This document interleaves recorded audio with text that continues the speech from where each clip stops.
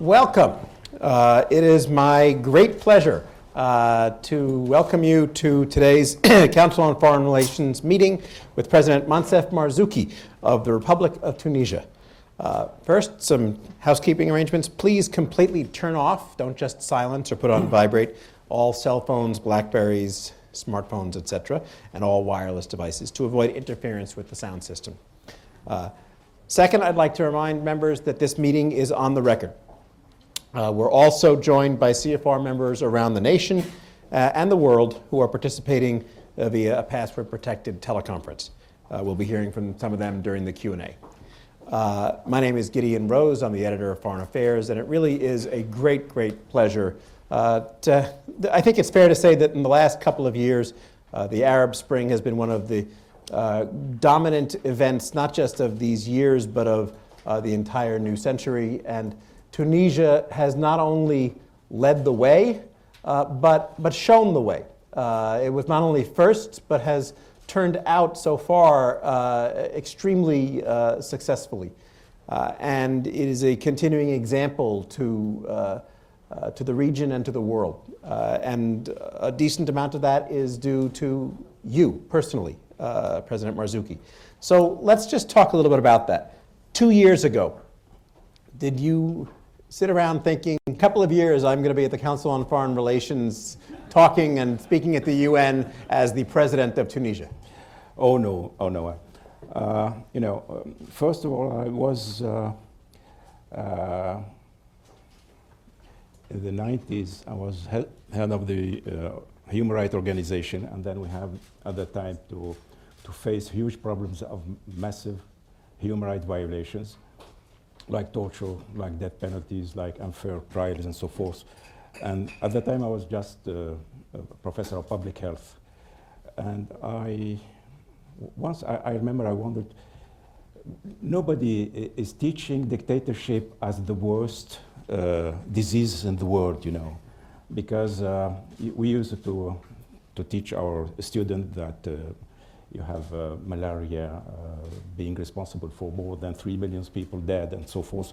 But when you look at the dictatorship, you see that in fact dictatorship has been responsible for 20 million or 40 million dead in the Second World War II. And I began to say, why shouldn't I try to teach dictatorship as a social disease and see how can medicine cure the social disease?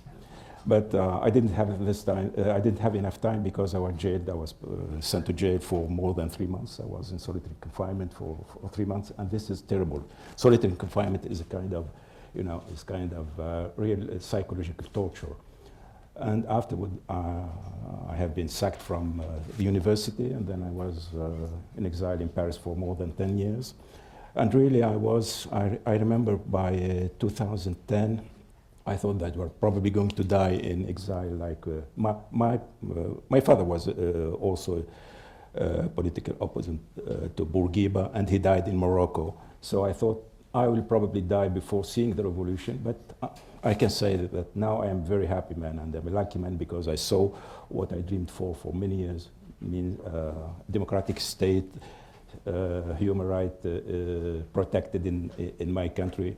And of course, being the president is extremely, this was the most surprising thing. But now, afterwards, after the revolution, you see that it's easy to make a revolution, but the worst begins just the day after, And I am now tackling this, this problem, this difficulties now the day after. So let's talk about that. A vendor sets himself on fire, and suddenly the Ben Ali regime collapses in a matter of weeks and months, and a new regime is installed. First, did you ever think the regime would be that brittle? And when the new Tunisia, when the Republic emerged, what have been the great challenges and how have you tackled them? Well, as I told you, we suffered from harsh, corrupted, and brutal dictatorship. And I remember during the 90s, and it was very hard to explain to our Western friends that really were suffering under this dictatorship. I remember that I came here to the States many times, 4 or 5 times, lobbying in Washington, and also discussing with my friends in Europe. And at that time, for Western, it seemed that being under dictatorship for Arabs, it's quite normal, you know. Why? Because, people were polite, but in fact, I think that they were convinced that democracy is just a matter of Western. And that Muslims, you know, it's strange population. They can live with dictatorship, they can live with corruption. It's quite normal for them. And I remember that I really suffered very much from this attitude, you know. So I remember here in Washington, I was said many, many times that, yes, we can understand that Ben Ali is not exactly what we would like in matter of human rights. Yes, we know that, but you understand he's a good guy for fighting against terrorists. He's keeping also good relationship with Israel, and he's opening the markets. So it means that we can accept everything from him. And but when I used to say, what about our freedoms? What about our rights? Oh yes, we know that it's sometimes difficult for you, but we are going to promote or to intervene for some individual cases, you know, but not for the freedom of for Tunisia, for the Tunisian people. I remember this was extremely strange for me, because as a Democrat, as a human rights activist, I didn't understand how people living in democratic country accept to have a good relationship with dictatorship. How could you behave democratically in your own country and accept to support dictators in other countries? This was extremely difficult for us as Arabs and human rights activists from the Arab world to understand the attitude of the West. Now I can feel much more comfortable, because for the first time I think that we don't have this gap between us and you. And it's, I can say that we did this revolution, democratic revolution, because we did it by our own means and without the support of the West. This must be extremely clear. It's terrible to say, but we did it alone. We don't owe our freedom, our liberty to anybody, not to the West, not to the East. We did it by our own. It's our freedom. We have conquered this freedom. We are building our democracy not to please the West, not to please the East, not to please anybody. It's for our own interest. I hope you accept this, because it's the way we think. We are going to build a democratic state. We are going to protect human rights because we are human, because we stick to those values, because they are universal values. They are not Western values. I do think that they are human values, and that we are sticking for them. Not to please the West, not to be more Western also, but because we believe in these values, because we believe in human rights, because we have chosen to be to choose democracy.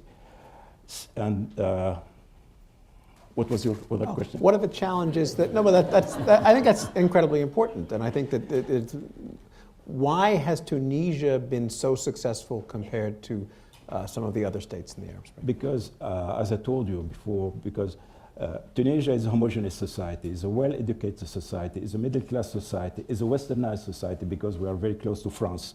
Everybody in Tunisia speaks French.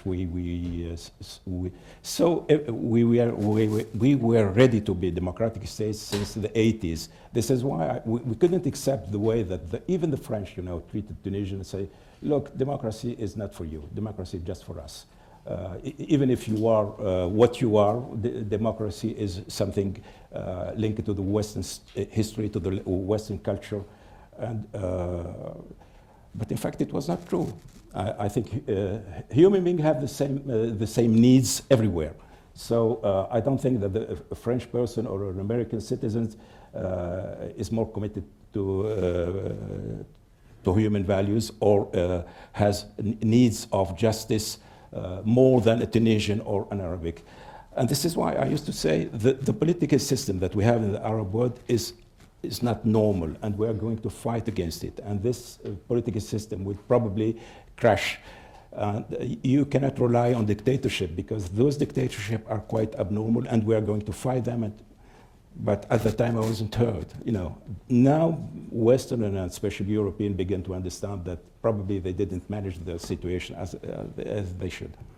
What are the greatest challenges you have faced as president? My goodness, a lot, many.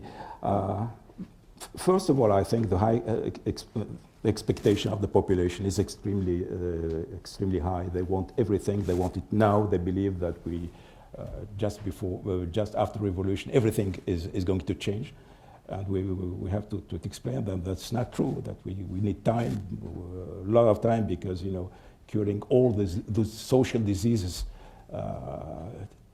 we need time. But all the citizens, really they want everything just now. The second problem is that poverty is extremely, unemployment, poverty, and all the social and economic problem. We will have a lot of difficulty to solve them, just because we have this revolution at the moment where Europe is also having a lot of problems, and Europe our economy is very linked to the economy of Europe. I give you just one example. When you have social problems in Europe, the tourism in Tunisia suffer a lot. This is what's happening now. So we have had this revolution at the time where Europe, the southern part of Europe, but Europe in general is suffering from the economic crisis. So we are tackling the social, economic problems, political problems, because we have to write the constitution, to set up the government, and so forth. And we have also to face this problem of the Salafism, because when you under the repression of the dictatorship, this phenomena was hidden. But now with the freedom of expression and the freedom of association and so forth, now we have to tackle also this problem. So yes, we are facing a lot of challenges at the same time. The situation is extremely difficult, but I hope that in fact, we are doing well when we compare our situation to the situation of Libya or Egypt. We are doing I wouldn't say quite well, but we are doing well. And I hope that we will pull through. But of course, we need the help of our friends.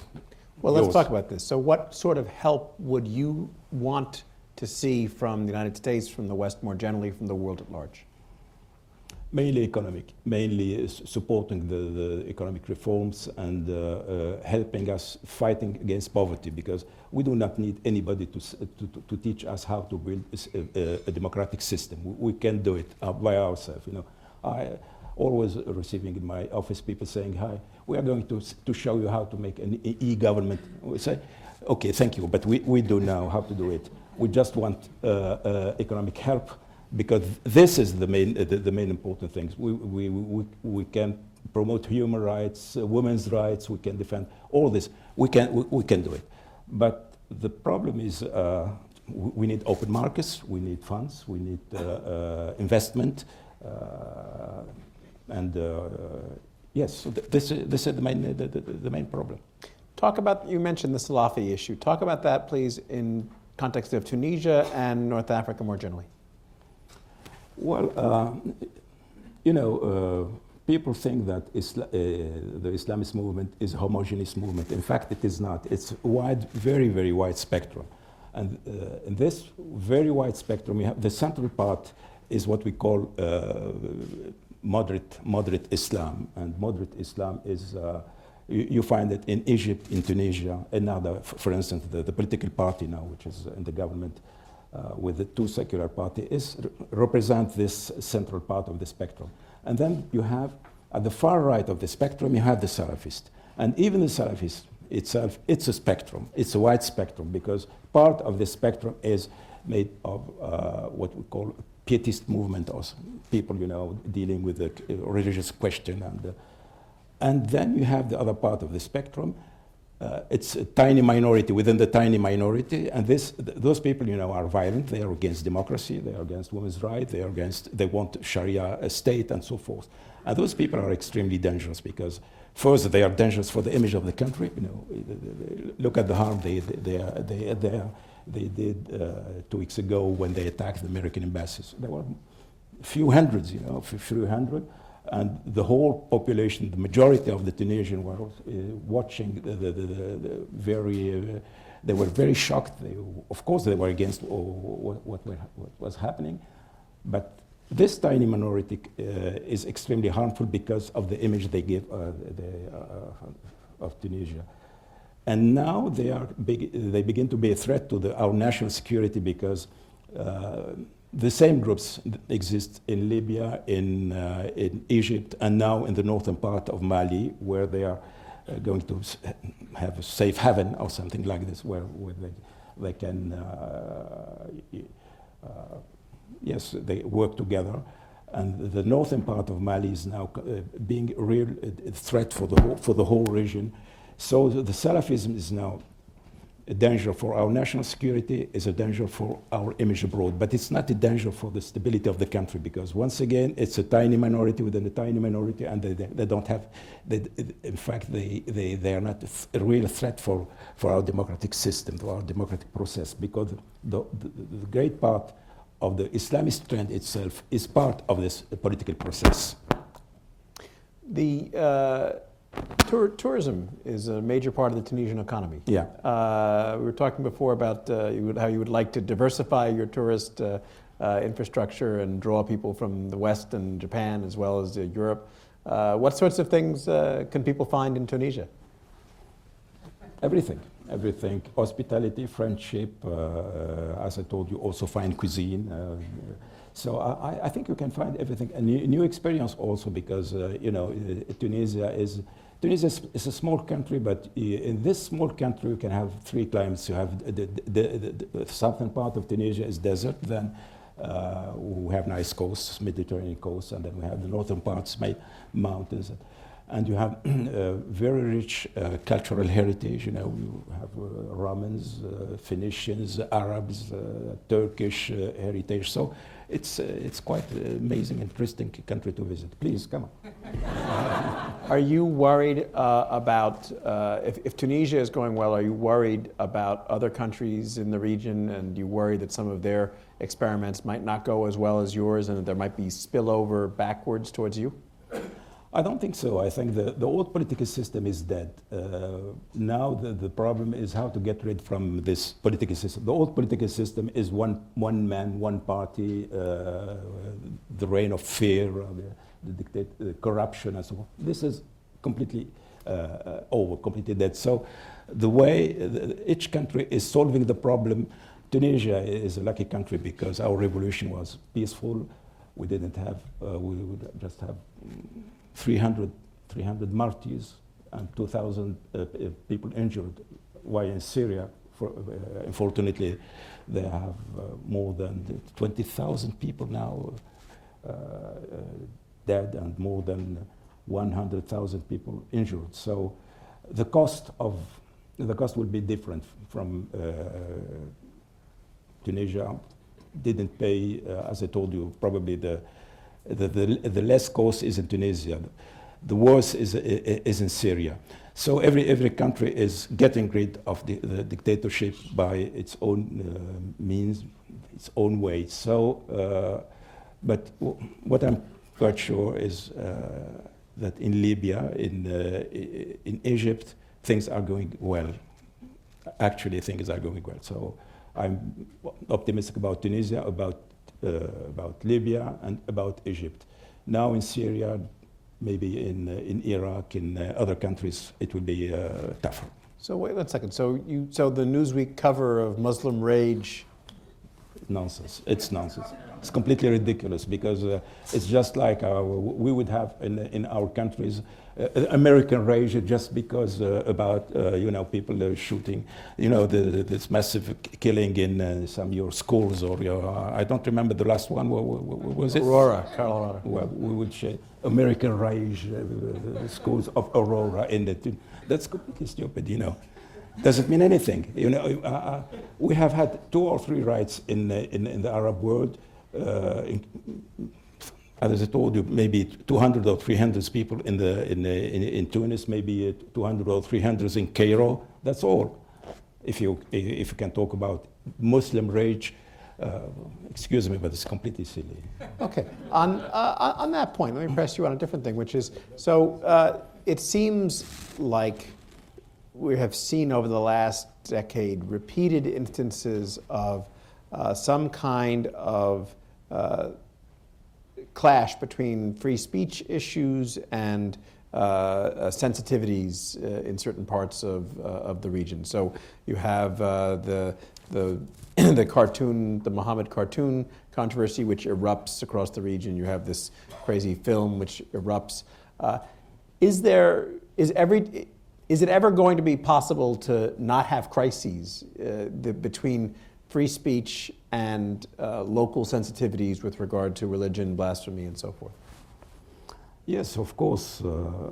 But you know, for Arabs, they don't understand why the Western must feel free just because they have the right to insult other people's beliefs. You know, they don't.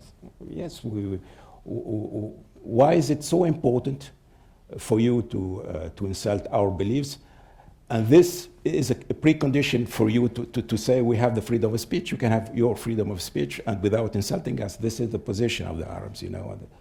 And we have to explain to them that, in fact, in this country, the religious is not that important in our country. You know, for France, for instance, I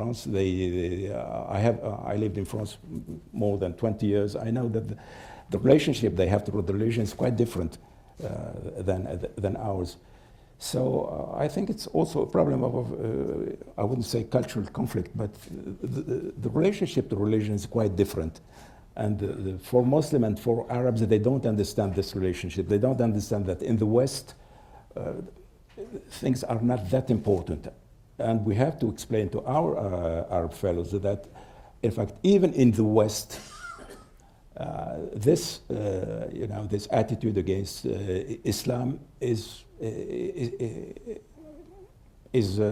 think, the fact of a minority. Well, let me try to be clear. We have to be careful about your extremists and our extremists, because I think they are dangerous for you and they are dangerous for us. And the problem is that your extremists, are triggering our extremists, and we can become hostages of the two extremisms. And we have to be very careful, because really, sometimes I wonder, my goodness, the harm that tiny minority can do to the relationship between nations, that's terrible, because of the media, So I think you have to understand that we are extremely sensitive to all this question of respect of our religion. You have to accept it, and you have to say that maybe we must. Look, you don't say anything to your neighbors because you want to be frank, okay? Sometimes you need to be polite, and probably you have to refrain. It's the same thing for this kind of relationship with culture. You have to refrain yourself saying something that it could hurt the other person. You have a medical background.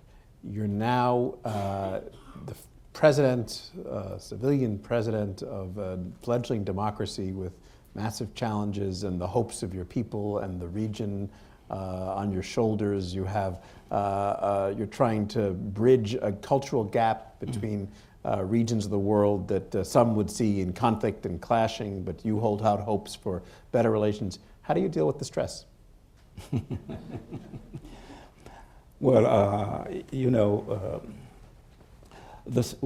suffer the stress under the dictatorship, because you know that your life is in danger. You know that at any time you can be in jail. You know that your family is in danger, is threatened, and so forth. So I think I got accustomed to it. I wouldn't say that I like stress, but I got accustomed to it. And now the stress is every day, because every day you have tsunami of problems. Every day you have to face many other problems. But I think it's so extraordinary to live this. The Arab world is living now the same period that your ancestors lived. When they were building this country. So it's an honor a great honor for me. It's a great privilege for all our young to say, to feel that they are probably building a new country, a new great country. And so when you have this feeling, it said, okay, yeah, I can accept everything. We were talking before about President Adams and dealing with criticism of you. How difficult is it to not lash out at critics and accept the criticism? You were saying before that you feel as a president that you need to set an example and get rid of the memories of the old regime in which you couldn't criticize the president, the leader. Yes, no, the situation in Tunisia is extremely curious because, in fact, the freedom of expression, everybody has the freedom of expression except the president and the government, you know. Yes, we are attacked by the press every day, you know, and sometimes by journalists who were at the service of the dictatorship. And this is very strange, you know, to receive lessons of democracy from people who were you know, we were the journalists of the dictator, but so we have to accept it because otherwise we will be, you know, we will. But it's really, it's difficult and it's frustrating to say those people who are insulting me, you know, they did anything for the freedom of expression. In fact, we brought the freedom of expression, and now we are the victim of freedom of expression. But we have to accept it. Otherwise, how can we say that we are Democrats? Thank you very much for coming to council.